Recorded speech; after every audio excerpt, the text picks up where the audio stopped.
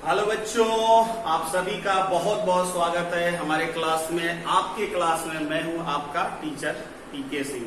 चलिए तो स्टार्ट करते हैं। Today I will discuss about C. Today we will discuss about C. Who is C, where is C? Sir, who is C?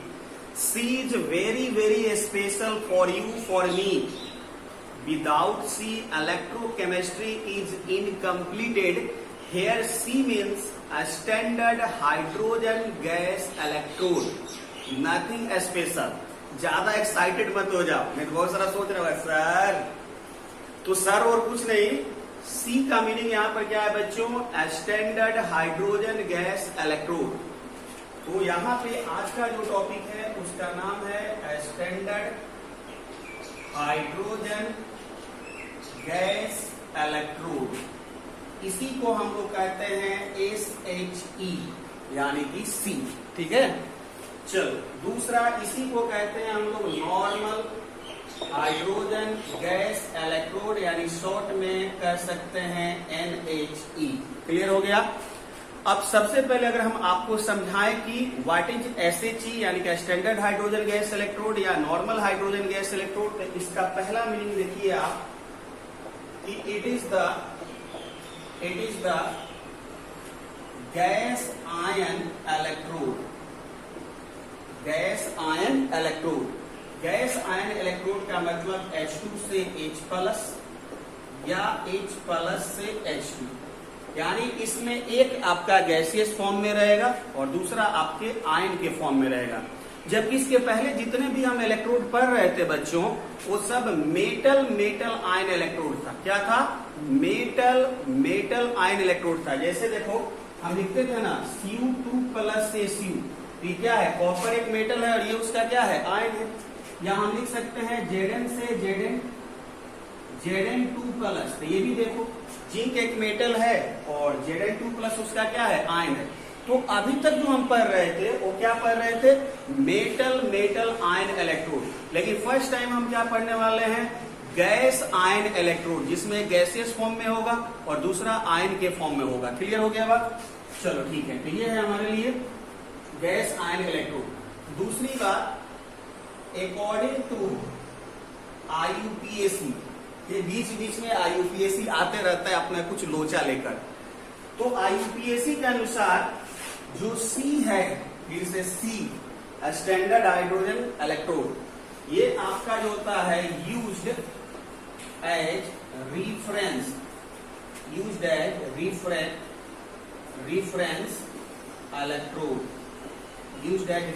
Electrode to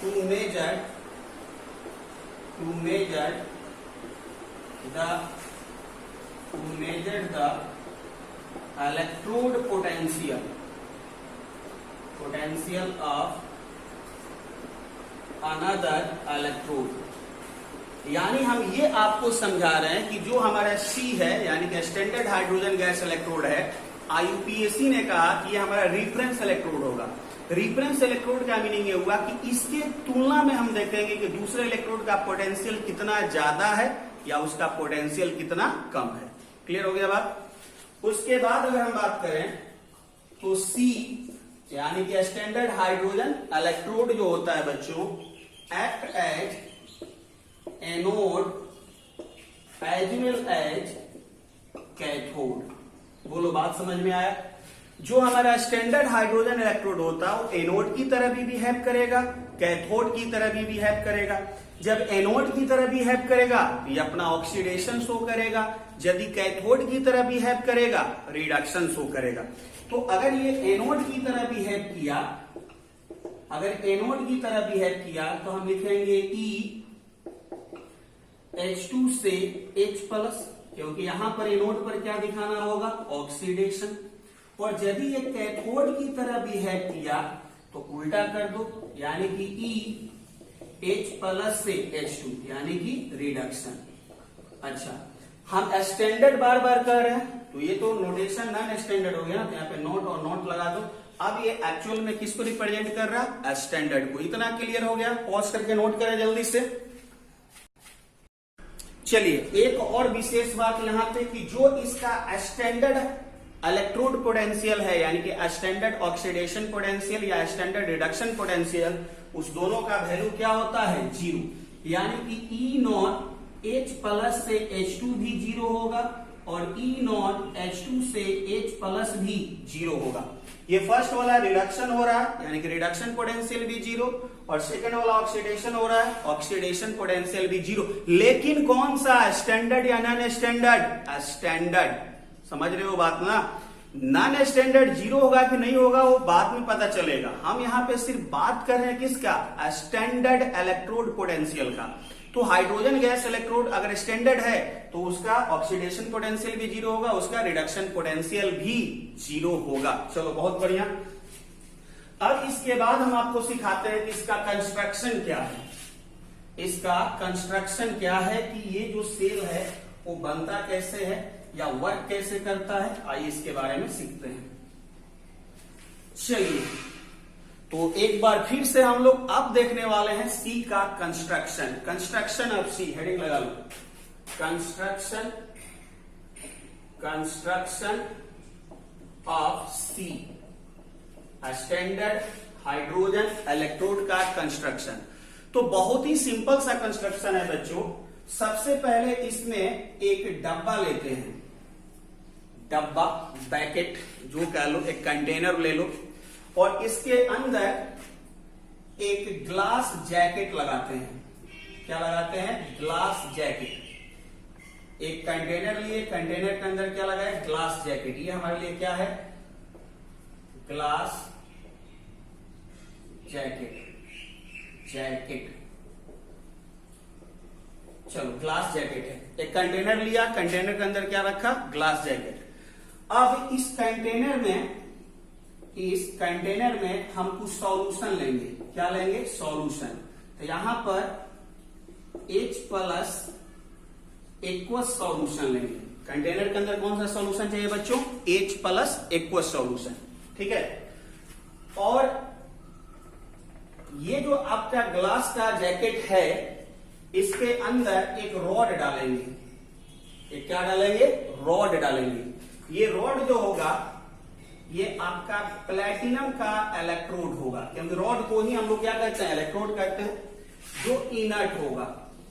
अच्छा, inert से आपको याद आ रहा है, हमने कहा था कि इलेक्ट्रोड और भी एक तरह का होता है जो इनर्ट होता है। इनर्ट इलेक्ट्रोड जो होगा ना इसमें टूट कर गिरेगा, ना इसमें से आयन को अपने ऊपर आने देगा, यानी कि रिएक्शन में पार्टिसिपेट नहीं करेगा। यानी कि जो प्लेटिनम इलेक्ट्रोड है इसके अंदर ना ऑक्सीडाइज होगा ना रिड्यूस होगा, यानी कि ना अपना ऑक्सीडेशन करेगा ना ही रिडक्शन करेगा। क्लियर हो गया बात? अच्छा, तो ये इनर्ट प्लेटिनम इलेक्ट्रोड है। अब क्या करते हैं कि यहां से जो है हम हाइड्रोजन गैस को पास करते हैं। किसको पास करते हैं? हाइड्रोजन गैस को। अच्छा, यहां बात हो रहा है स्टैंडर्ड हाइड्रोजन गैस इलेक्ट्रोड का। और अगर आपको standard reduction potential, oxidation potential या सेल पोटेंशियल याद हो तो हमने कहा था स्टैंडर्ड के लिए बच्चों temperature 25 degree Celsius, pressure 1 atm, concentration 1 मोल पर लीटर लेते हैं। क्लियर हो गया बात? तो यहाँ स्टैंडर्ड की बात हो रहा है, तो जो हाइड्रोजन गैस यहां से आएगा इसका प्रेशर कितना होगा? 1 atm, और जो कॉन्सेंट्रेशन H प्लस आयन का है वो कितना होगा? 1m, और ये पूरे सेटअप का जो टेम्परेचर होगा वो कितना रखना होगा? 25 डिग्री सेल्सियस। तो ये कंप्लीट कौन सा सेटअप हुआ? स्टैंडर्ड हुआ। क्लियर? अब यहां पर जरा ध्यान से देखो। हाँ, यहां पर जो होगा एक कुछ लगाया रहता है, ये जो होगा आपका प्लेटिनम फॉयल होता है या ब्लैक प्लेटिनम फॉयल होता है। अब पूरे बातों को समझो ध्यान से। सबसे पहले हमने क्या लिया बच्चों? एक बकेट लिया, एक कंटेनर लिया। इस कंटेनर के अंदर एक ग्लास का जार फिट किया, मतलब ट्यूब टाइप का। अब जो होगा इस कंटेनर में हमने किसको फिल कर दिया? H प्लस एक्वस सॉल्यूशन को। अच्छा, अब ये जो ग्लास का जार है इसके अंदर हमने किसको फिट किया? एक रॉड डाला, एक छड़ डाला। किसका डाला? प्लेटिनम का, जो इनर्ट है यानी जो रिएक्शन में भाग नहीं लेगा। ठीक है। अब ये जो ग्लास का जार है इसके अंदर हम फ्लो करा रहे हैं किसको, हाइड्रोजन गैस को। किसको फ्लो करा रहे हैं, हाइड्रोजन गैस को। बात हम स्टैंडर्ड की कर रहे हैं, इसलिए प्रेशर कितना रखे 1 atm, टेम्परेचर कितना 25 डिग्री सेल्सियस, और जो आयन है उसका कॉन्सेंट्रेशन कितना रख दिए 1 m रख दिए। इतना क्लियर हो गया। अब होगा कुछ ये कि यहां से जब हाइड्रोजन गैस जाएगा यहां से, तो इस हाइड्रोजन गैस को ऑब्जर्व करेगा कौन, ब्लैक प्लेटिनम फॉयल।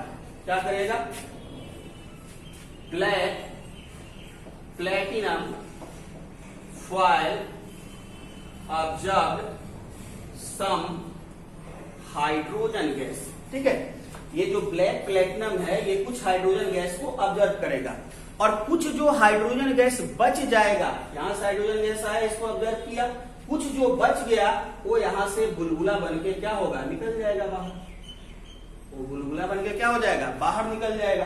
तो यहां पर देखो दो चीज हो रहा है, हाइड्रोजन गैस जो होगा यहां पे आया, ऑब्जर्व हुआ, और दूसरा यहां पर क्या है, H प्लस है इसके अंदर, क्योंकि ये कौन सा सॉल्यूशन है, H प्लस एक्वस सॉल्यूशन, यानी कि H2 से H प्लस के बीच एक इक्विलिब्रियम एस्टेब्लिश हुआ। बैलेंस करने के लिए यहाँ पर 2 से मल्टीप्लाई कर सकते हो, या इसी को इस तरीके से भी लिख सकते हो 1/2 H2 और यहाँ पर H प्लस। तो क्या हुआ यहाँ पे, ये जो H प्लस आयन है और यहाँ पर जो हाइड्रोजन गैस चिपका, हाइड्रोजन गैस आया यहाँ पे चिपका, तो क्या बना, हाइड्रोजन गैस यहाँ पे चिपका हुआ है, और यहाँ पर क्या है H प्लस। तो ये H2 और H प्लस आपस में क्या अटेंड करते हैं, इक्विलिब्रियम। अब ऑक्सीडेशन होगा तो H2 से H प्लस, रिडक्शन होगा तो H प्लस से H2, फिर से ऑक्सीडेशन हुआ तो H2 से H प्लस, ये ऑक्सीडेशन हो रहा है, रिडक्शन हुआ तो H प्लस से H2। तो इस तरह का आपको रिएक्शन मिलेगा। कितना क्लियर हुआ, पॉज करके नोट करेंगे। चलिए बहुत बढ़िया, नोट हो गया होगा। अब बोर्ड एग्जाम में कई बार आपसे पूछ देता है कि डिफाइन हाइड्रोजन गैस इलेक्ट्रोड या स्टैंडर्ड हाइड्रोजन गैस इलेक्ट्रोड, तो आप क्या लिखेंगे। वहां पे ये क्वेश्चन 2 मार्क्स का पूछा जाता है। ठीक है, तो आइए उसका डिफिनेशन बोल देते हैं, नोट कर लेंगे। चलिए आप रेडी हो जाइए नोट करने के लिए, तो लिखना शुरू करेंगे। when hydrogen gas passes over inert platinum electrode, where inert platinum electrode dipped into, यानी डूबा हुआ है, dipped into H plus aqueous solution,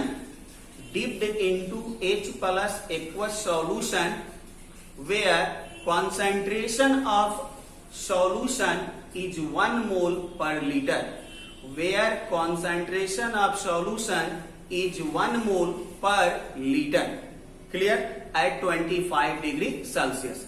इतना लिख देना है।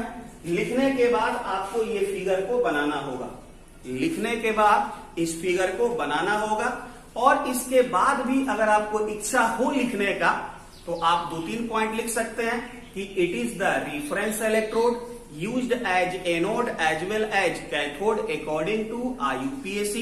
दूसरा पॉइंट लिख सकते हैं कि it is the gas ion electrode, it is the gas ion electrode. और थर्ड पॉइंट आप लिख सकते हैं बच्चों यहां पे कि it's standard reduction potential as well as it's standard oxidation potential is considered as 0 according to IUPAC guideline. Clear हो गया। इतना जैसे ही लिखेंगे बिल्कुल 2 नंबर कंप्लीट मिलेगा आपको, टेंशन नहीं लेना। ठीक है, फिलहाल ये हो गया। अब यहां पर हम 2 तरह का देख सकते हैं, एक ऑक्सीडेशन हुआ और दूसरा क्या हुआ, रिडक्शन, यानी एक ऑक्सीडेशन पोटेंशियल और दूसरा इसका रिडक्शन पोटेंशियल। तो अगर हम ऑक्सीडेशन के लिए लिखें, अगर हम ऑक्सीडेशन के लिए लिखें तो क्या लिखेंगे बच्चों, H2 से 2H प्लस, या इसी को लिख सकते हैं 1/2 H2H प्लस, क्योंकि यहां जब 1/2 से मल्टीप्लाई करेंगे तो 2 और 2 क्या हो गया, कैंसिल, यानी यहां भी एक हाइड्रोजन यहां भी एक हाइड्रोजन, बैलेंस है। या सीधे यहां पे 2 हाइड्रोजन यहां पे 2 हाइड्रोजन, यहां पे दिखाना पड़ेगा आपको 2 इलेक्ट्रॉन, जबकि यहां पे आपको दिखाना पड़ेगा 1 इलेक्ट्रॉन। क्लियर हो गया बात। अब इसका रिप्रेजेंटेशन क्या है, रिप्रेजेंटेशन जो है बच्चों वो बहुत ज्यादा इंपॉर्टेंट है। रिप्रेजेंटेशन बहुत ज्यादा इंपॉर्टेंट है, यहीं पे बच्चे कंफ्यूज करते हैं। तो आप जरा देखेंगे इसको, तो अगर ऑक्सीडेशन हो रहा है तो हम लिखेंगे E0, क्या लिखेंगे? E0 H2। अब H2 के बाद यहां पर लिखना पड़ेगा आपको प्लेटिनम 1 बार, प्लेटिनम 1 बार या 1 ATM। क्या लिखना पड़ेगा? H2 प्लेटिनम 1 बार या 1 ATM, और फिर इधर आप दिखा देंगे H+, जिसका कुछ ना कुछ यहाँ पर क्या होगा? कॉन्सेंट्रेशन होगा। तो अगर स्टैंडर्ड स्टेट में लिख रहे हैं तो कॉन्सेंट्रेशन कितना हो जाएगा? 1 m। स्टैंडर्ड स्टेट में कॉन्सेंट्रेशन कितना होता है? 1 m। और स्टैंडर्ड स्टेट में प्रेशर कितना लेते हैं? 1 बार या 1 ATM। क्लियर है? अब देखो ऐसा क्यों लिखे? क्योंकि हाइड्रोजन गैस जो है वो किसके ऊपर फ्लो हो रहा है? तो हाइड्रोजन गैस प्लैटिनम के ऊपर फ्लो हो रहा है। हाइड्रोजन गैस किसके ऊपर फ्लो हो रहा है? प्लैटिनम के ऊपर फ्लो हो रहा है। कितने प्रेशर पे फ्लो हो रहा है? तो 1 ATM या 1 बार। और जहां पे जो सॉल्यूशन है उस सॉल्यूशन का कॉन्सेंट्रेशन कितना है? 1 m। तो ये रिप्रेजेंटेशन हुआ, इसीलिए PT 1 बार या PT 1 ATM आता है, जो हम आपको पिछले वीडियो में बोले थे कि इसको आपको ध्यान देने का जरूरत नहीं है ड्यूरिंग न्यूमेरिकल बनाने के लिए, अगर स्टैंडर्ड स्टेट में है तो। ठीक है? हाँ, अगर नॉन स्टैंडर्ड स्टेट में है, यहां से अगर हम E0 को हटा दें, यहां से अगर E0 को हटा दें तो ये नॉन स्टैंडर्ड होगा, और नॉन स्टैंडर्ड होगा तो हो सकता है कि यहाँ पर प्रेशर कुछ और हो जाए, यहाँ पे कॉन्सेंट्रेशन कुछ और हो जाए। क्लियर हो गया बात? नोट करेंगे इसको। ठीक उसी तरीके से अगर हम इसका रिडक्शन लिखें, अगर हम इसका रिडक्शन लिखें तो रिडक्शन के लिए अगर आप देखें तो क्या लिख सकते हैं? तो रिडक्शन के लिए हमें देखना पड़ेगा क्या? H+ से H2, या इसको 2 इलेक्ट्रॉन, या इसी को लिख सकते हैं H+ 1 इलेक्ट्रॉन और 1/2 H2। सही है इतना? अब यहां पे अगर रिप्रेजेंटेशन करें हम तो क्या लिख सकते हैं? E0 H+, कॉन्सेंट्रेशन कितना? 1 m, क्योंकि स्टैंडर्ड है, से कहां पर जा रहा है? तो फिर से यहां पर देखिएगा H2 PT 1 ATM और 1 बार आपको मिलेगा। तो ये बताता है कि हाइड्रोजन गैस फ्लो हुआ प्लेटिनम इलेक्ट्रोड पर कितने बार पे? तो 1 ATM या 1 बार पे। चलो फिलहाल ये तरीका हो गया ये रिडक्शन पोटेंशियल रिप्रेजेंट करने का, और ये तरीका हो गया ऑक्सीडेशन पोटेंशियल रिप्रेजेंट करने का।